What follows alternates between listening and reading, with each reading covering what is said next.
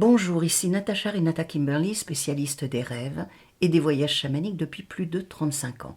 Je profite de ce mois de janvier pour vous souhaiter à toutes et à toutes une excellente année 2023, qu'elle vous permette d'atteindre vos objectifs et de réaliser ce qui vous tient à cœur.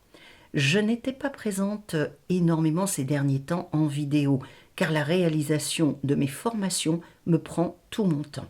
Je vais tâcher de revenir un petit peu plus souvent avec de nouvelles vidéos, mais j'aimerais vous dire que vous pouvez quotidiennement avoir des petites informations par le biais des posts que je publie dans la rubrique communauté de YouTube ou encore sur mon canal Telegram que vous pouvez rejoindre en cliquant sur le lien sous la vidéo.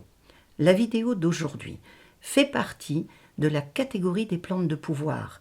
Elle est consacrée aux fruits d'une plante que nous sommes tous très nombreux à aimer, la vanille. Le vanillé, Vanilla planifolia, est une plante grimpante de la famille des orchidées tropicales d'Amérique centrale. À l'état sauvage, la vanille, qui pousse dans les forêts tropicales humides, se compose d'une liane souple et peu ramifiée qui peut atteindre une trentaine de mètres de hauteur et semble être originaire d'une région qui s'étendait du sud du Mexique au Honduras en passant par le Belize et le Guatemala. Bien avant l'arrivée des conquistadors au Mexique, les Mayas et ensuite les Aztèques utilisaient la vanille qu'ils nommaient fleur noire et qui avait la réputation de lutter contre les peurs et les angoisses et de procurer force et santé pour parfumer leurs boissons à base de cacao qui étaient destinées aux nobles et aux guerriers. L'histoire de la vanille est intimement associée à celle du chocolat. Selon une légende du peuple Totonaqué, celui qui maîtrisait la culture de la vanille, la liane de vanille serait née du sang d'une princesse nommée Étoile du matin lorsqu'elle a été décapitée en même temps que son amant et ravisseur par des prêtres au service de la déesse des récoltes.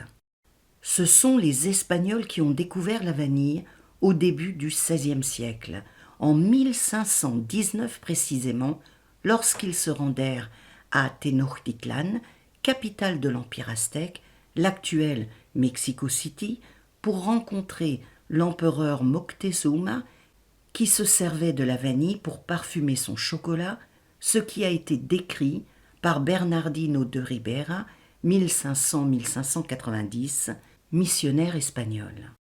Les premières illustrations concernant la vanille se trouvent dans le Codex de Florence, dont l'élaboration a été supervisée par Bernardino de Ribera, surnommé Bernardino de Sahagún. C'est ensuite que la vanille a été introduite dans les cours européennes, notamment en Angleterre, auprès d'Élisabeth Ier, 1533-1603. Les Totonaqués, qui sont ceux qui connaissaient l'art de cultiver la vanille, en sont restés les premiers producteurs mondiaux jusqu'au milieu du XIXe siècle.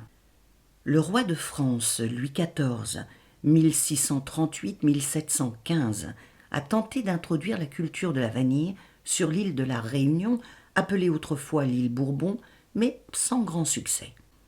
Et cela a été compliqué jusqu'à ce qu'un esclave nommé Edmond Albius trouve le secret de la fertilisation du vanillé à l'âge de 12 ans. Malheureusement, sa découverte ne l'a pas empêché de mourir dans la misère. Edmond naît sur l'île de la Réunion à Sainte-Suzanne le 9 août 1829.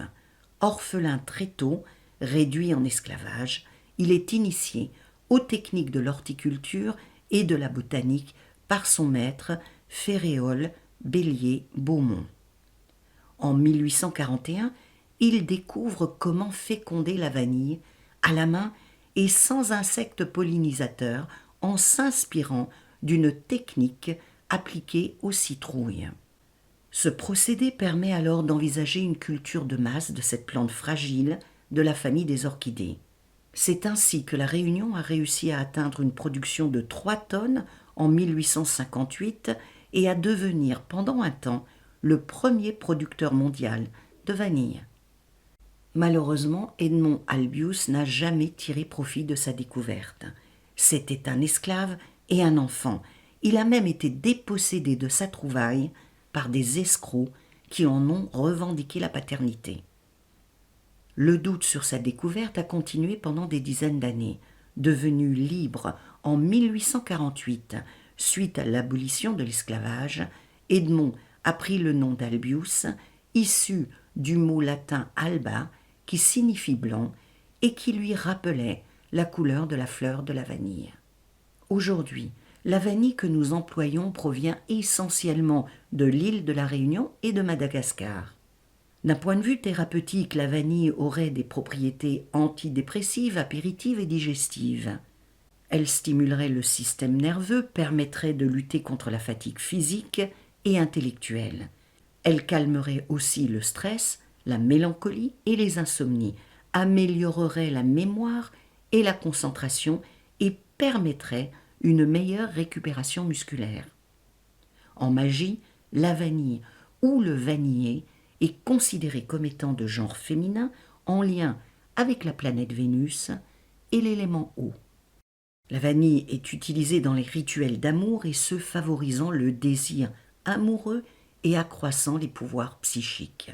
Selon les récits, porter sur soi une gousse de vanille donnerait au porteur un regain d'énergie et améliorerait ses facultés mentales et intellectuelles.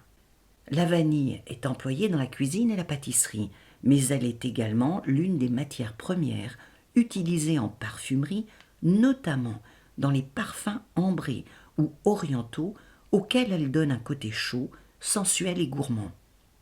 Sa fragrance est mielée, épicée, ambrée, boisée et voire même animale.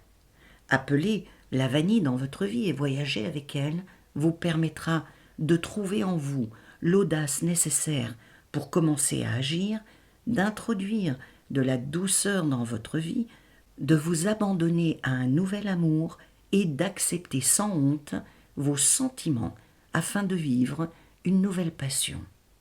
Si vous vous trouvez dans une période d'abattement et de découragement et que vous souhaitez remonter la pente et retrouver un regain d'énergie et de force, la vanille est l'épice qu'il vous faut et que vous pouvez solliciter car elle est celle qui vous apportera de l'optimisme, de l'enthousiasme et du courage pour affronter les événements de votre vie et les intégrer de façon positive.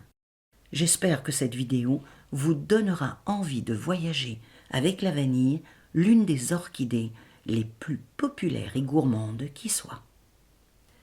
Si c'est le cas, n'hésitez pas à aimer ce contenu, à vous abonner à la chaîne et à laisser un commentaire. Et cliquez sur la cloche pour être prévenu de la sortie des prochaines vidéos. Par le lien qui s'affiche maintenant, je vous propose de visionner une vidéo sur le thym qui, comme la vanille, permet de renforcer votre vitalité. Rêvons et voyageons ensemble.